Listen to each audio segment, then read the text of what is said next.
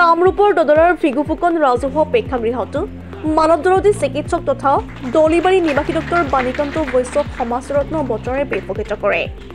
পূব বংশৰ সমন্বয় সমিতিয়ে আয়োজন কৰা এক গাম্ভীৰ্যপূৰ্ণ অনুষ্ঠানত চিকিৎসকগৰাকীক এই বঁটা প্ৰদান কৰে। দদৰা বছৰীয়া দলিবাৰী গন্ধমৌ শিঙিমাৰী আদি অঞ্চলৰ ৰাইজে চিকিৎসক ডক্টৰ বাণীকান্ত বৈশ্যক উপহাৰেৰে উপচাই দিয়ে। ৯৫টা বসন্ত গৰকা চিকিৎসকগৰাকীয়ে এই সম্বৰ্ধনা লাভ কৰি আৱেগিক হৈ পৰে। ইফালে এই অনুষ্ঠানতে সদ্য ঘোষিত অসম লোকসেৱা আয়োগৰ পৰীক্ষাত শিক্ষাৰ্থীয়ে উত্তীৰ্ণ 4গৰাকী পৰীক্ষাৰ্থীক সম্বৰ্ধনা জ্ঞাপন কৰে।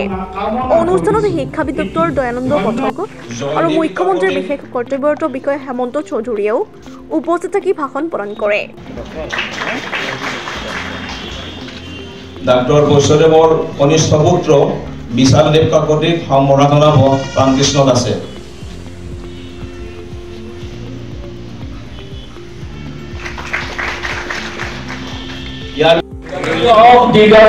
ডাক্তৰ বাণীকান্ত বৈশ্যদেৱ দীৰ্ঘজীৱী হওক। দীৰ্ঘজীৱী হওক। দীৰ্ঘজীৱী হওক। ডাক্তৰ বাণীকান্ত বৈশ্যদেৱ দীৰ্ঘজীৱী হওক। দীৰ্ঘজীৱী হওক। দীৰ্ঘজীৱী হওক। তেখেতক মঞ্চত আসন গ্ৰহণ কৰাৰ কাৰণে আমি বিনম্ৰভাৱে অনুৰোধ জনাইছো। সকলো কাৰ্যকৰ্তাই তেখেতক মঞ্চত উপস্থিত কৰক, এয়ে আমাৰ অনুৰোধ।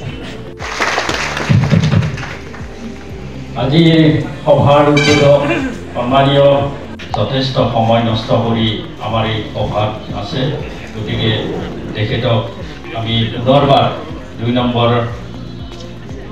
২ নম্বৰ পূব বংশৰ সমন্বয় সমিতিৰ তৰফৰ পৰা তাৰ বাবে গোটেই অসমৰ মানুহে সদায় আপোনাক স্মৰণ কৰিব। এই শ্ৰদ্ধা